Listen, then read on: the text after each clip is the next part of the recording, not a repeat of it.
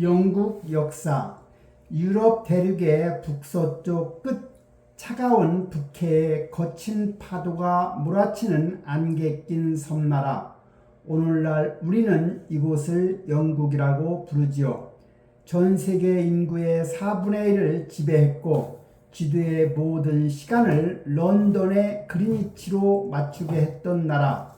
영어가 세계의 공용어가 되고 신사의 나라라고 불리는 이곳의 시작은 뜻밖에도 이름 없는 이방인들의 끊임없는 침략과 약탈이 있었습니다. 서기 1588년 8월 영국 에식스주의 틸벌리 해안 자욱한 아침 안개를 뚫고 차가운 바닷바람이 몰아칩니다. 해안가에 집결한 수천 명의 영국 병사들은 공포와 긴장 속에 몸을 떨고 있었지요. 바다 저 멀리 당시 세계 최강의 패권국 스페인이 자랑하는 무적 함대가 이 작은 섬나라를 지도에서 지워버리기 위해 다가오고 있었기 때문이지요. 그때 은빛 갑옷을 입은 한 여인이 백마를 타고 병사들 앞에 나타납니다. 영국의 여왕 엘리자베스 1세였습니다. 그녀는 떨리는 병사들의 눈동자를 하나하나 마주하며 사자후를 토해냅니다. 나는 내가 연약하고 가녀린 여자의 몸을 가졌다는 것을 잘 알고 있습니다. 하지만 나는 국왕의 심장을 가졌지요. 그것도 영국 국왕의 심장 말입니다. 유럽의 그 어떤 군주라도 내 왕국의 경계를 침범하려 한다면 나 스스로 무기를 들고 전장으로 나갈 것입니다. 이 짧은 선언은 단순히 한 전장의 동료가 아니었습니다. 그것은 유럽의 변방, 안개 쌓인 초라한 섬나라가 세계를 향해 던지는 도전장이었지요. 그리고 그날 이후 역사는 영원히 바뀌었습니다. 스페인의 무적 함대는 영국의 거센 파도와 지략 앞에 무너졌고 작은 섬나라는 비로소 대양으로 눈을 돌리기 시작했습니다. 사실 영국은 오랫동안 버려진 땅이나 다름없었습니다. 고대 로마인들에게 이곳은 문명세계의 끝, 차가운 바람과 야만인들이 득실거리는 고립된 섬이었죠. 중세 유럽의 지도에서 영국은 대륙의 거대한 사건들에 가끔 불려나오는 조연에 불과했습니다. 하지만 이 고립된 지리적 환경은 오히려 영국에게 독특한 기회를 제공했지요. 바다는 거친 침략자들을 싫어오기도 했지만 동시에 대륙의 간섭으로부터 영국만의 독자적인 문화를 지켜주는 청해의 성벽이 되었던 겁니다. 이 작은 섬에서 싹튼 것들은 훗날 인류 역사의 글로벌 표준이 되었습니다. 먼저 법률의 표준이지요. 왕조차 법 아래 있다는 마그나 카르타의 정신은 현대 민주주의와 영리법의 기초가 되었던 겁니다. 또한 언어의 표준이 되었지요. 변방의 사투리에 불과했던 영어는 이제 지구상에서 가장 널리 쓰이는 비즈니스와 학문의 언어가 되었습니다. 산업의 표준 런던의 매연 섞인 공장 안에서 시작된 증기기관의 소리는 인류의 농경 시대에서 산업 시대로 강제 견인했습니다. 우리는 여기서 한 가지 거대한 질문을 던지게 됩니다. 프랑스처럼 비옥한 대지도 스페인처럼 넘쳐나는 근광도 없었던 이 춥고 비가 잦은 섬나라가 어떻게 전 세계 지도의 4분의 1을 자신의 상징인 유니언 잭으로 물들일 수 있었을까요? 어제의 약탈자가 오늘의 이웃이 되고 다시 그들이 합쳐서 새로운 정체성을 만들어낸 끊임없는 용광로의 역사, 왕의 목을 베면서까지 지키려 했던 자유에 대한 집착, 그리고 세계의 공장이 되어 인류의 삶을 송두리째 바꿔버린 야망.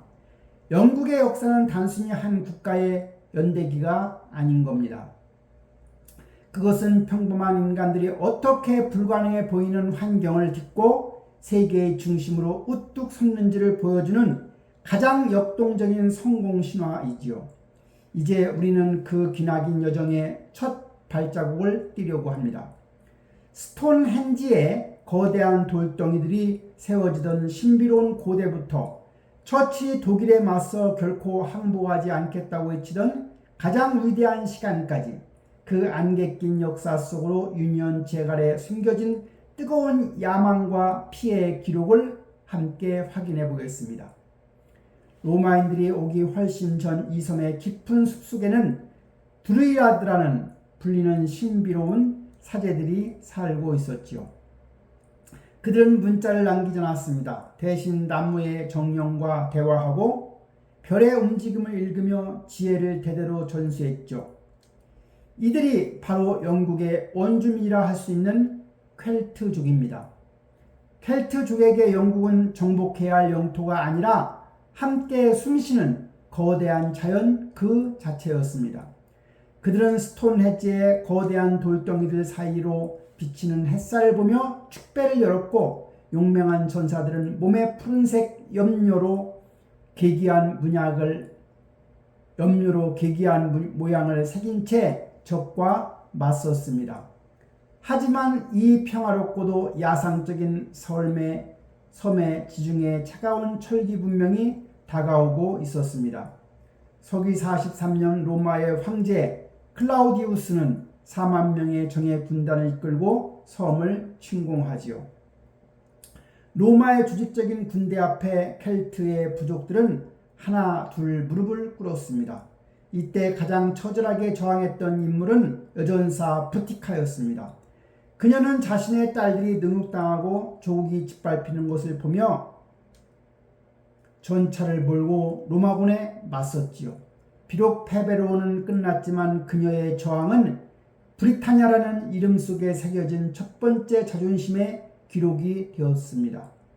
로마는 약 400년 동안 이 섬을 다스렸습니다. 그들은 야만이라 여겼던 이 땅에 문명의 씨앗을 뿌렸죠. 습한 늪지대 위에 론디니움이라고 하는 도시를 세웠는데, 이것이 오늘날 세계의 수도라 불리는 런던의 시작인 겁니다. 로마인들은 곱게 뻗은 도로를 닦았고 공중 목욕탕을 지었으며 밤마다 광장에 모여 철학을 논했습니다. 하지만 섬의 북쪽 지금의 스코틀랜드 지대에는 로마도 길들여지지 못한 사나운 전사들이, 즉 픽트족이 살고 있었지요. 그들은 안개 속에서 갑자기 나타나 로마의 초수를 습격하고 사라졌죠. 지칠 대로 지친 하드리아누스 황제는 결단을 내리게 됩니다. 섬의 허리를 가로지르는 거대한 돌담 하드리아누스 방벽을 세운 것입니다. 이 방벽은 단순히 적을 막는 담장이 아니었습니다. 그것은 문명과 야만을 나누는 로마의 자존심이자 동시에 거대한 제국조차 더 이상 나아가지 못한 한계선이었죠. 방벽 위에서 차가운 북풍을 맞으며 고향 이탈리아를 그리워하던 로마 병사들이 고독은 영국 땅에 새겨진 로마 문명의 슬픈 뒷모습이기도 했습니다. 410년 로마 제국 자체가 무너지기 시작하자 로마 군단은 다급히 섬을 떠났습니다. 주인 없는 섬이 된 브리타니아는 즉시 거대한 약탈의 장으로 변했지요.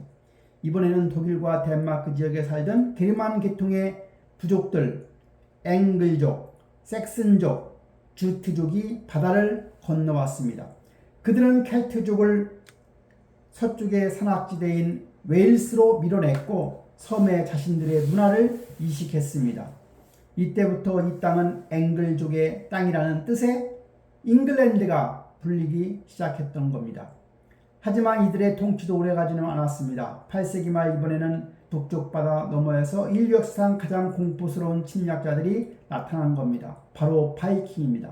주여 노르만인의 분노로부터 우리를 구원하소서. 당시 영국의 성당에서 울려 퍼지는 기도문이었습니다. 바이킹은 수도원을 불태우고 금은 보화를 약탈하며 잉글랜드의 모든 왕국을 초토화했습니다. 잉글랜드의 거의 모든 땅이 바이킹 발 아래 무릎을 꿇었을 때 마지막 희망의 등불이 켜지게 됩니다.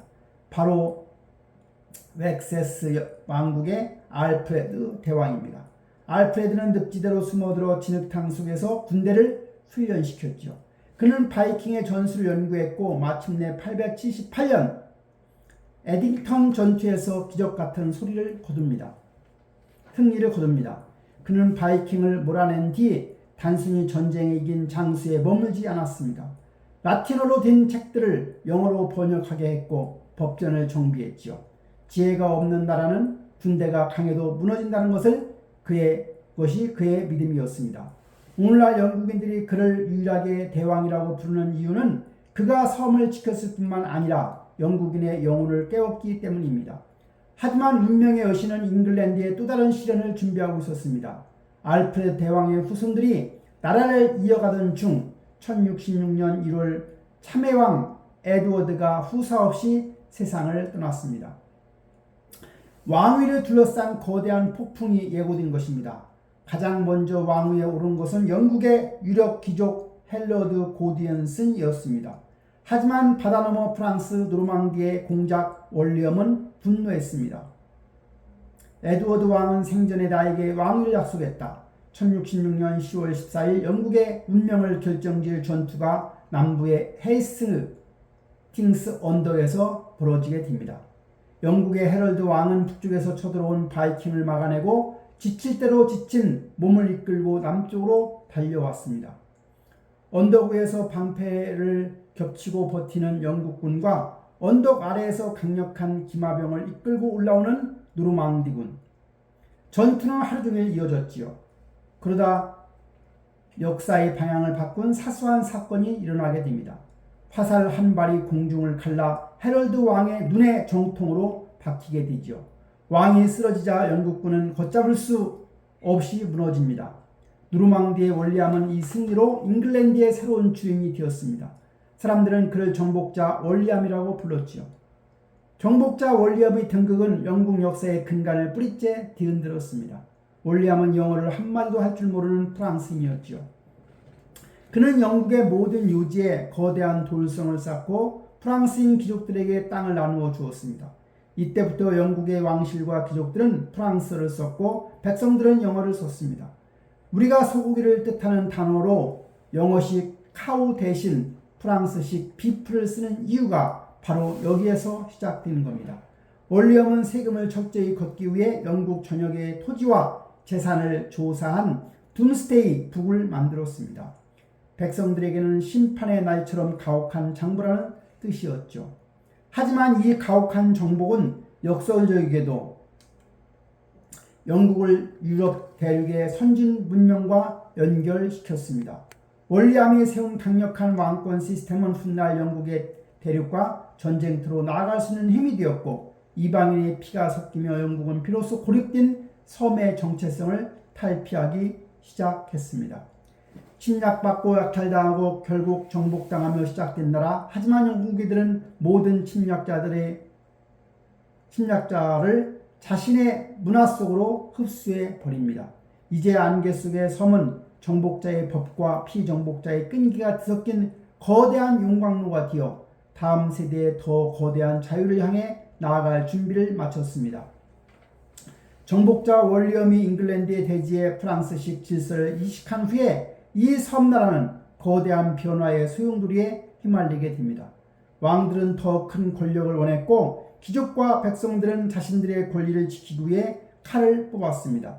그 치열한 투쟁 속에서 현대 민주주의의 가장 소중한 가치들이 피어났습니다. 13세기 초 영국의 왕자에는 역사상 가장 무능하고 탐욕스러운 왕 중 한 명으로 기록된 존 왕이 앉아 있었습니다. 그는 이름 그대로 땅을 잃은 왕이었습니다. 프랑스에 있던 조상들의 영토를 거의 다 잃어버렸고 이를 되찾기 위해 벌인 전쟁에서도 빈번히 패배했기 때문입니다. 문제는 전쟁 비용이었습니다. 존 왕은 패배를 많이 하기 위해 귀족들에게 전례 없는 가혹한 세금을 매기기 시작했습니다. 돈을 내지 않으면 감옥에 가두겠다는 협박과 함께 말이죠. 참다 못한 귀족들은 마침내 무기를 들고 왕을 압박했습니다.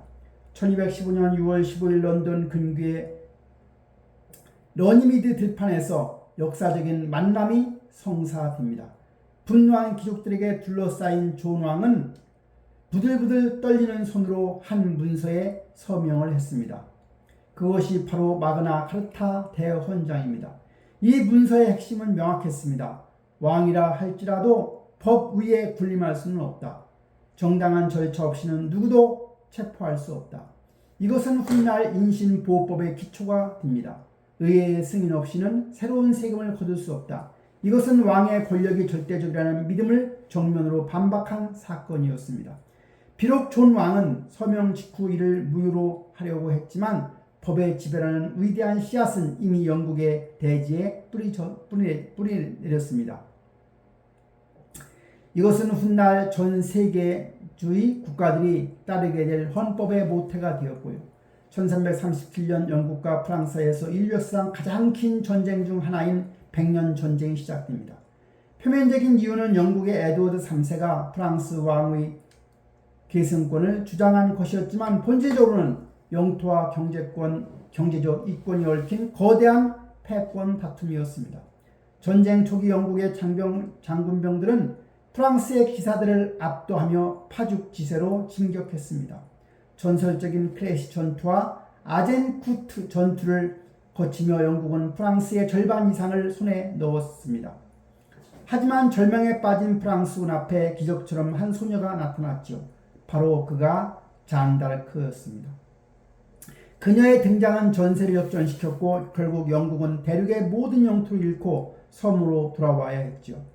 아이러니하게도 이 패배는 영국에게 축복이었습니다. 대륙의 미련을 버리고 튄 영국인들은 비로소 자신들이 프랑스의 반기가 아닌 독자적인 영국이라는 정체성을 깨닫기 시작한 겁니다. 왕실과 귀족들은 더 이상 프랑스어가 아닌 영어를 사용하기 시작했고 섬나라 특유의 응집력이 형성되게 되었습니다. 백년 전쟁은 역설적으로 영국의 민족주의를 탄생시킨 용광로였던 겁니다.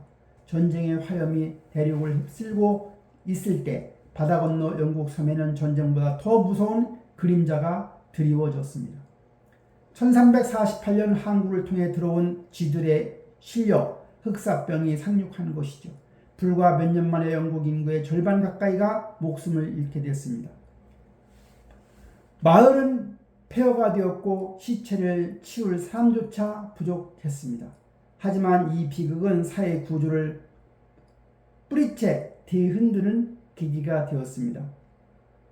일할 사람이 부족해지자 살아남은 농민들의 몸값이 치솟게 된 겁니다.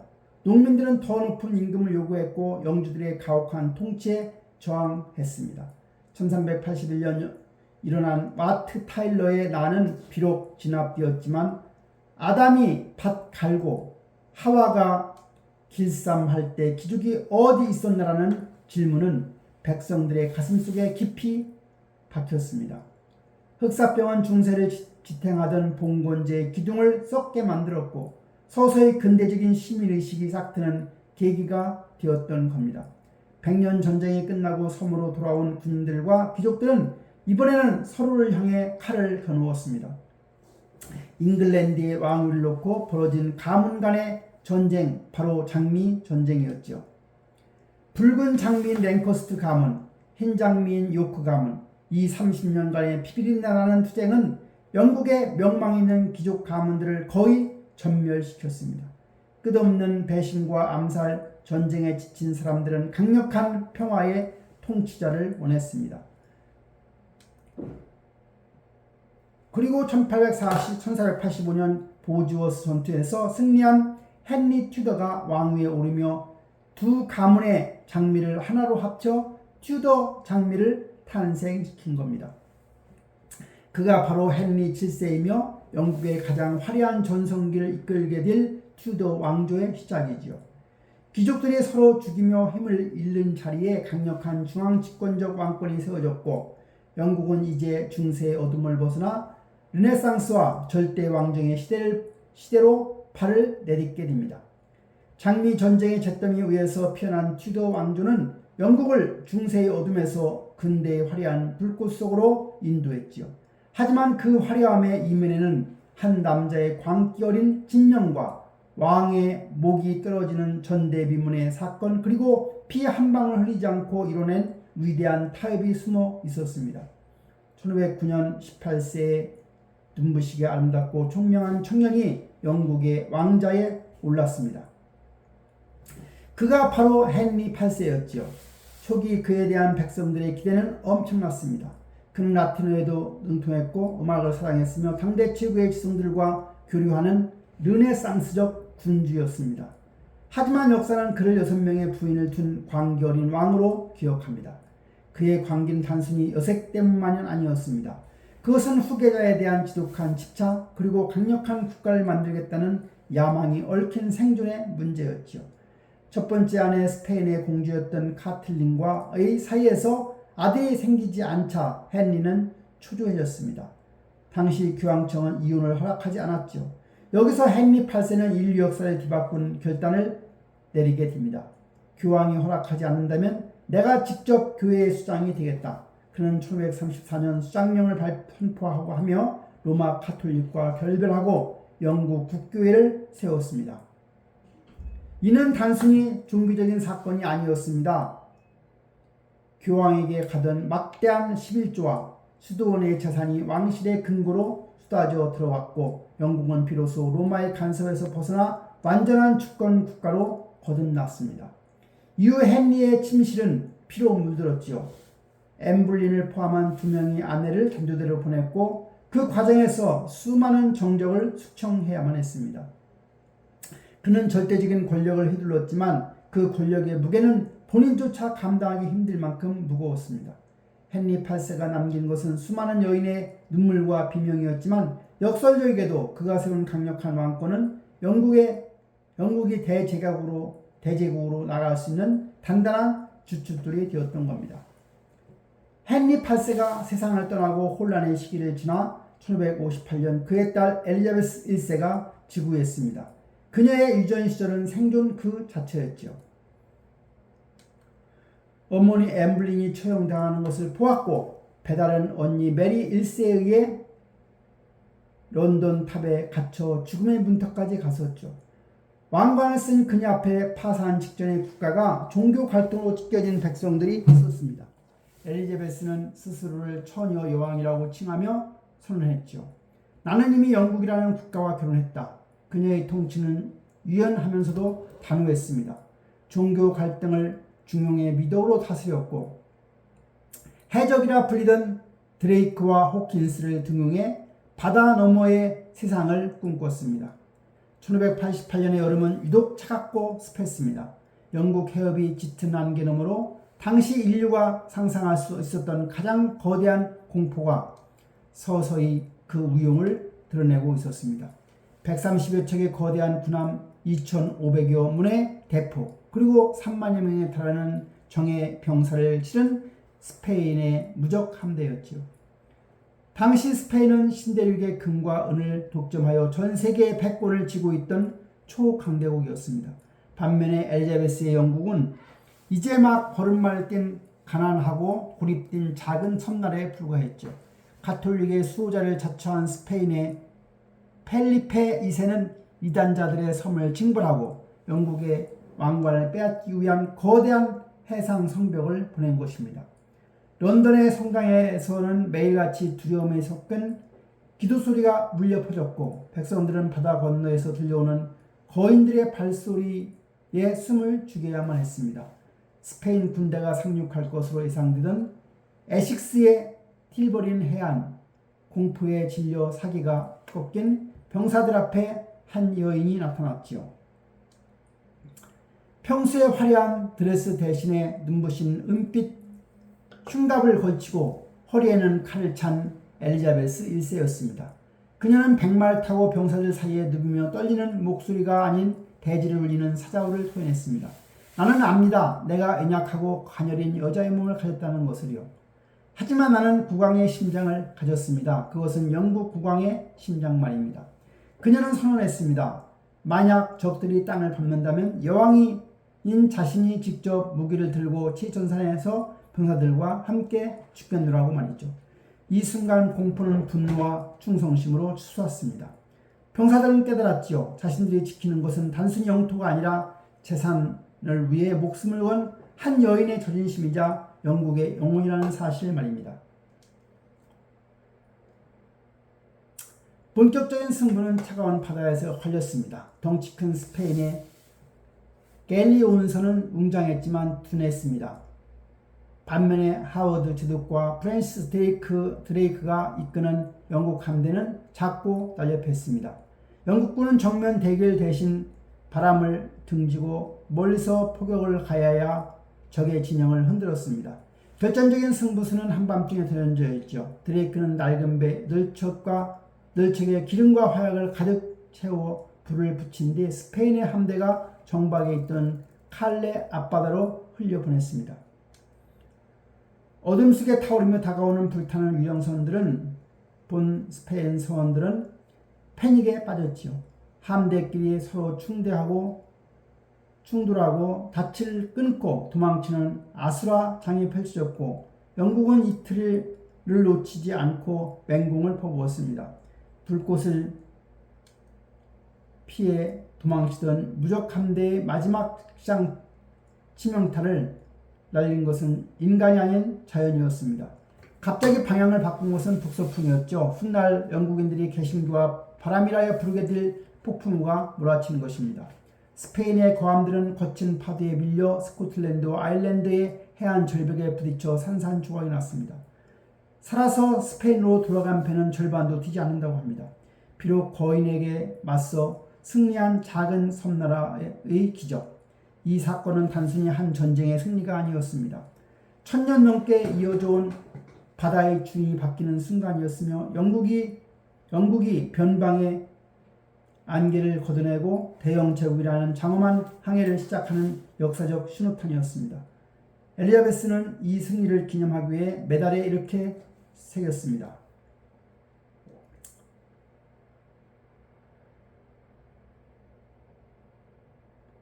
셰익스피어의 펜 끝에서 인류의 영혼이 노래되었고 영국의 배들은 5대양 6대주로 뻗어나갔습니다. 그녀가 남긴 짐은 죽어도 영국은 영원할 것이다 라는 말은 변방의 섬나라가 세계의 주인이 되기 시작했음을 알리는 신호탄이었죠. 엘리자베스 1세에 화려했던 황금기가 저물어가던 1603년에 어느 날 밤 영국의 왕께서는 거대한 침묵에 잠겼습니다. 평생을 영국과 결혼했다고 선언하며 후사를 남기지 않았던 그 처녀 여왕의 죽음은 100년 넘게 이어져온 튜더 왕조의 종말을 의미했기 때문입니다. 1603년 3월 엘리자베스 1세가 숨을 거두자 영국의 대신들은 당혹감에 휩싸였습니다. 여왕은 마지막까지 후계자를 지목하지 않았고 튜더의 피를 이은 직계 혈통은 끊겨 있었죠. 이때 사람들이 시선을 북쪽에 있는 거친 땅 스코틀랜드로 향했습니다. 그곳에서 엘리자베스의 오촌 조카이자 여왕의 손에 처형당했던 비운의 여인 메리 스티어트의 아들 제임스 6세가 있었습니다. 그는 엘리자베스와 가장 가까운 개신교 친척이었기에 잉글랜드의 의인은 그를 새로운 왕으로 추대하는 겁니다. 이로써 스코틀랜드의 왕이 잉글랜드의 왕까지 겸하게 되는 스튜어트 왕조의 막이 올랐습니다. 하지만 이 만남은 시작부터 삐걱거렸습니다. 제임스 1세는 평생을 척박한 스코틀랜드에 살아며 독자적인 정치 체제에 익숙해 있었고 잉글랜드는 의회가 가진 뿌리 깊은 자치 전통을 이해하지 못했습니다. 그는 자신들의 어둠 속에 찰스에게 왕은 신이 되리내며 백성은 그에게 절대 복종하여야 한다는 위험한 유산을 물려주었고 이것이 훗날 거대한 파란의 씨앗을 되었던 겁니다. 1625년 찰스 1세가 왕위에 올랐을 때 그는 세련되고 예수를 사랑하는 군주였으나 동시에 지독히 고립된 인물이기도 했습니다. 그는 잉글랜드라는 나라가 가진 독특한 전통, 즉 왕이라 할지라도 법과 의의 동의 아래 있어야 한다는 원칙을 이해하지 못했습니다. 그는 머릿속에는 오직 하나의 신념뿐이었죠. 왕의 권력은 신으로부터 부여받은 것이며 오직 신에게만 책임이 있다는 왕권 신수설이었습니다.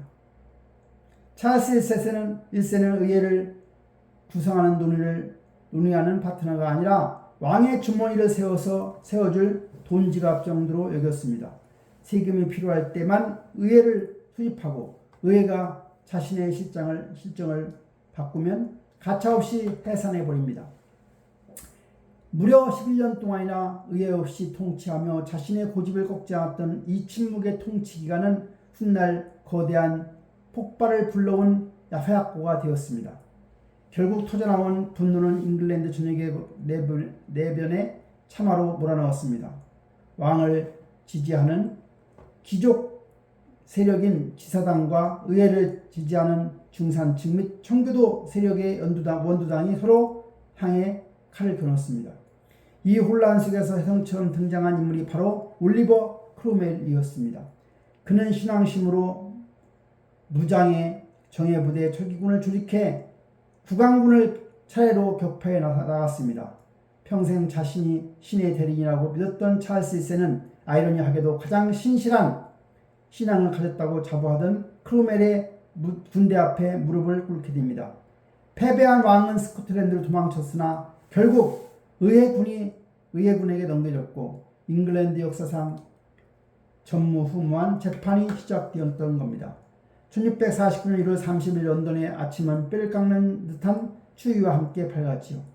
화이트를 궁전 앞마당에는 거대한 처형제가 세워졌고 그 주위를 수만 명의 백성이 숨을 죽인 채 에워쌌습니다. 처형대로 향하기 전 찰스 1세는 하인에게 2겹의 셔츠를 가져오라고 명령했습니다. 혹시라도 추위에 몸을 떨면 백성들이 국왕을 죽음 앞에서 공포에 떨고 있다고 오해할까봐 걱정했기 때문입니다. 그는 마지막 순간까지 왕조로서의 존엄을 지키고자 했고 처형대 위에 선 그는 담담한 목소리로 마지막 유언을 남겼습니다.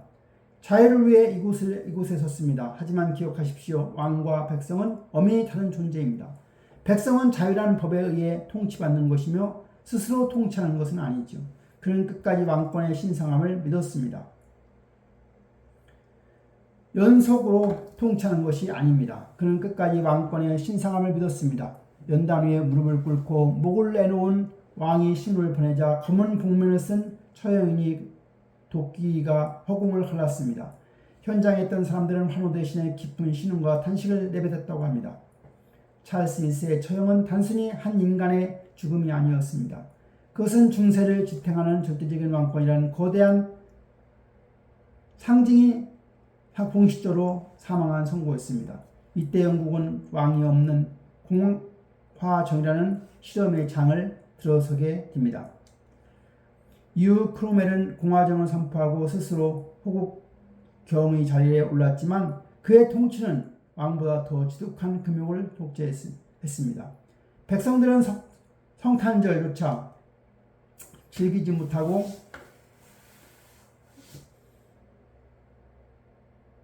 못하게 하는 그의 철권 통치에 질려갔고 결국 그가 죽자 다시 왕을 불러들였습니다. 돌아온 왕들은 다시 과거로 회귀하려 했습니다. 특히 제임스 2세가 가톨릭을 부활시키며 하자 의회는 결단을 내렸습니다. 1688년 의회는 제임스 2세의 딸 메리와 샤워 올리암에게 도움을 청했습니다. 올리암이 군을 이끌고 영국 땅에 상륙하자 제임스 2세는 싸워보지도 않고 프랑스도 도망쳤습니다. 단 한 방울의 파도를 흘리지 않고 권력의 주인이 바뀐 이 사건을 우리는 명예혁명이라 하죠. 이듬해 올리암과 메리는 의회가 제시한 권리장전에 서명했지요. 왕은 의회의 동의 없이 법을 지키거나 세금을 거둘 수 없다. 의회 안에서 표현의 자유가 보장돼야 한다. 이것은 인류에서 가장 위대한 타협 중의 하나였습니다. 왕은 군림하되 통치하지 않는다는 원칙이 세워졌고 영국은 세계 최초의 근대적 입헌 군주제 국가로 거듭납니다. 피비린내 나는 단두대의 비극을 거쳐 영국인들은 마침내 총칼이 아닌 법과 합의로 나라를 다스리는 지혜를 터득하는 것입니다. 정치적 안정을 찾는 영국은 이때 인류상 그 누구도 가보지 못한 길로 나섭니다. 18세기 중반 영국의 하늘은 거대한 빛으로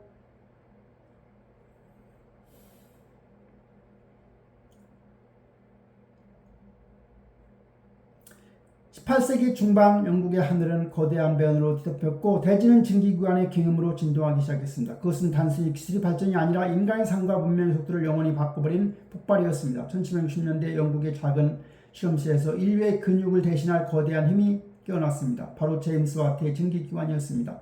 이전까지의 인간은 말의 힘이나 물의 흐름 혹은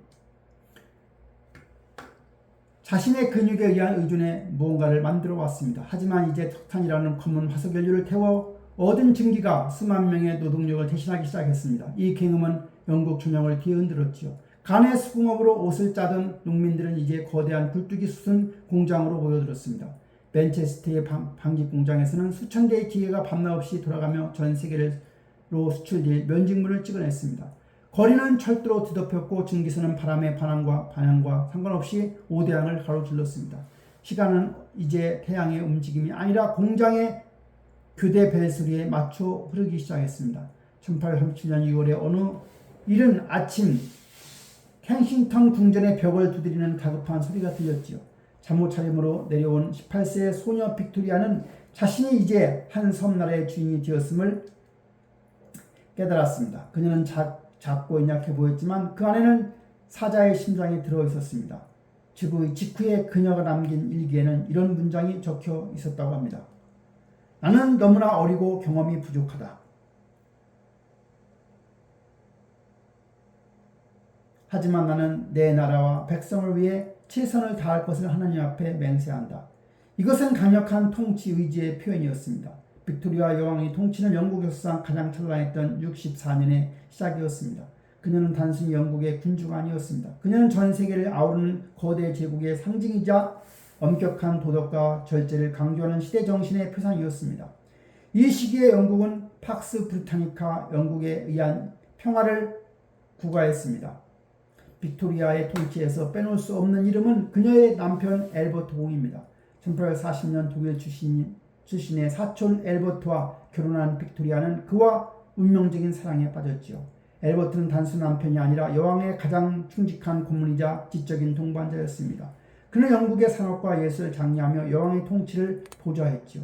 특히 1851년 런던 하이드 파크에 세워진 수정궁 박람회는 엘버트의 집념이 만들어낸 문명의 정점이었습니다. 수정궁은 전 세계 영국의 압도적인 산업력을 과시하는 상징이 되었지요. 전기기관차, 타자기, 각종 기계들이 뿜어내는 위용 앞에서 전 세계는 압도적이었습니다. 하지만 이 찬란한 영광도 잠시 1861년 엘버트가 장티푸스로 갑자기 세상을 떠나자 빅토리아의 시계는 멈춰버리고 맙니다.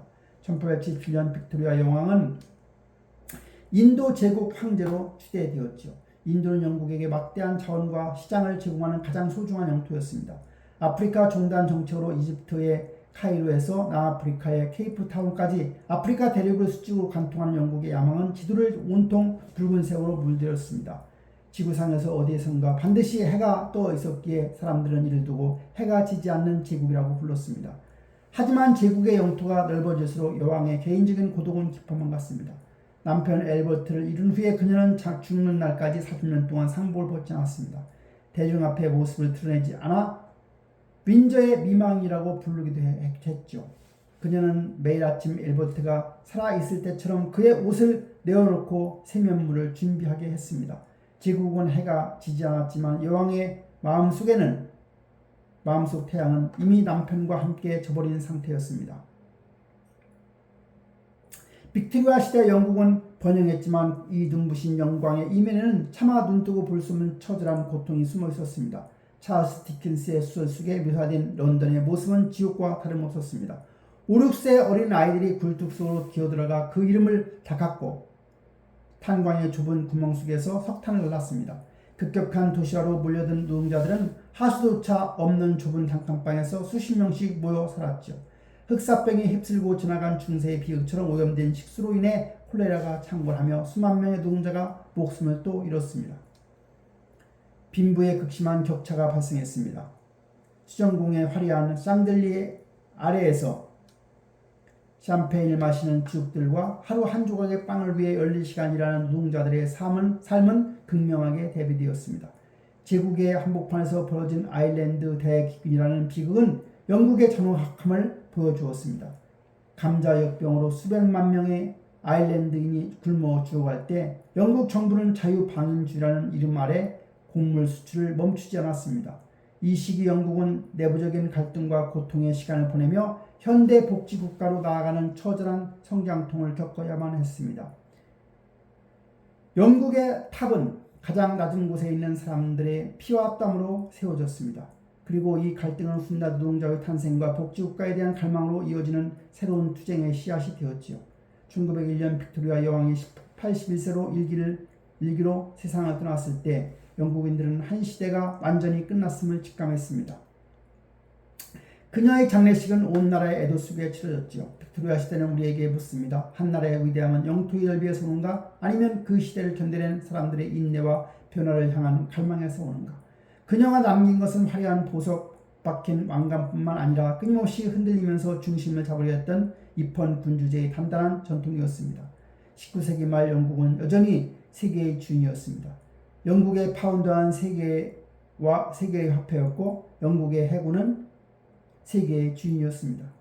바다의 절대자였습니다. 하지만 독일과 미국이라는 새로운 강자들이 무섭게 뒤를 쫓아오고 있었습니다. 빅토리아 여왕의 장례식에 거행되던 1901년 영국인들은 직감했습니다. 무언가 거대한 시대가 저물고 있으며 곧 전례 없는 거친 폭풍이 몰아칠 것을 말이죠. 산업혁명과 대영 제국은 인류에게 통일하는 선물을 안겨주었지만 동시에 제국주의라는 지울 수 없는 흉터를 안겨주었습니다. 우리는 이 시기를 어떻게 기억해야 할까요? 한 섬나라가 이룩한 위대한 도약으로 보아야 할까요? 아니면 수많은 타인의 희생 위에 세워진 위태로운 섬으로 보아야 할까요?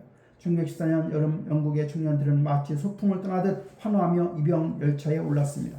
그들은 믿었습니다. 크리스마스 전에는 승리하고 돌아와 가족과 함께 따뜻한 푸딩을 먹을 수 있을 것이라고 말이죠. 하지만 그들을 기다리고 있던 것은 낭만적인 전쟁이 아닌 끝을 알 수 없는 참호라는 이름의 지옥이었습니다. 프랑스의 솜 강가에서 벌어진 전투는 영국의 한 세대를 송두리째 앗아갔던 겁니다. 단 하루 만에 6만 명에 달하는 영국의 젊은이들이 전사하거나 부상을 입었습니다. 기관총의 총구 앞에서 기사도 정신은 종이 조각처럼 꾸겨졌고 독가스와 포탄 소리만이 대지를 가득 채웠습니다. 전쟁이 끝난 1918년 영국은 승전국의 자리에 앉았지만 그것은 상처뿐인 영광이었지요. 수백만 명의 아들이 돌아오지 못했고 살아남은 자들은 쇼크 즉 예상후 스트레스 장애에 시달리며 무너져 내렸습니다. 사람들은 이들을 잃어버리는 세대라고 불렀지요. 대영 제국의 단단했던 자부심에 처음으로 깊은 균열이 가기 시작한 순간이었습니다. 경제 대공황의 어둠을 뚫고 1939년 다시 한번 거대한 전쟁의 먹구름이 유럽을 덮치게 되었죠. 아돌프 히틀러의 나치 독일은 순식간에 프랑스를 굴복시키고 영국은 이제 유럽 대륙에서 홀로 남겨진 고립무원의 처지가 되었습니다. 1940년 5월 덩케르크 해안에 고립된 30만 명의 영국군이 전쟁할 위기에 처했을 때 영국인들은 기적을 만들어냈습니다. 군함뿐만 아니라 고기자의 배, 유람선, 작은 보트까지 동원해 형제들을 구하던 덩케르크의 기적입니다. 그리고 그 중심에 66세의 노장 윈스턴 처칠이 있었습니다. 그는 라디오 마이크 앞에서 거친 목소리로 전 세계를 향한 열변을 토해냈죠. 우리는 해변에서 싸울 것입니다. 우리는 상륙지에서 싸울 것입니다. 우리는 들판에서 거리에서 싸울 것입니다. 우리는 언덕에서 싸울 것입니다. 그리고 결코 우리는 항복하지 않을 것입니다. 런던의 하늘이 독일의 폭격으로 불바다가 되던 더 블리츠 시기에도 영국인들은 무너지지 않았습니다.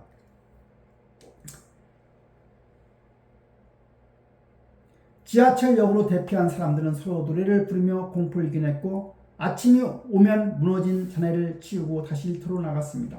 훗날 역사는 이 시기를 영국인들이 보여준 가장 위대한 사건으로 기록합니다. 1940년 영국은 다시 승리했습니다. 하지만 전쟁이 끝난 영국의 곳간을 피어 있었습니다. 한때 세계의 은행이었던 영국은 미국의 원조 없이는 하루도 버틸 수가 없는 처지가 되었던 겁니다. 무엇보다 큰 변화는 바다 건너 식민지에서 일어났죠. 영국이 우리를 지켜주지 못한다는 것을 깨달은 인도, 아프리카 민족들은 거센 독립의 함성을 질렀습니다. 1947년 영국의 보석이라 불리던 인도와 독립을 선언하며 유니언 잭은 서서히 세계 지도에서 내려오기 시작했습니다. 결정적인 타격은 1956년 수에즈 운하 위기였습니다. 이집트의 운하 국유화에 맞서 영국은 군대를 보냈지만 미국과 소련 압박에 못 이겨 빈손으로 철수해야만 했습니다. 이것은 영국이 더 이상 세계를 좌지우지 않는 초강대국이 아님을 전 세계에 선언한 비정하고도 차가운 현실의 확인이었습니다.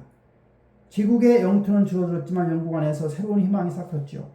전쟁의 고통을 함께 견뎌낸 백성들은 국가가 자신들의 삶을 책임져 주길 원했습니다. 1948년 세계 최초의 무료 의료 시스템인 NHS 국가보건서비스가 탄생했고 요람에서 무덤까지라는 슬로건 아래 현대복지국가의 기틀을 세웠었습니다. 1960년대 영국은 총칼 대신 문화로 다시 한번 세계를 정복하기 시작했던 겁니다. 리버풀의 좁은 클럽에서 시작된 4명의 청년 비틀즈의 음악은 대서양을 건넌 전 세계를 뒤흔들었습니다.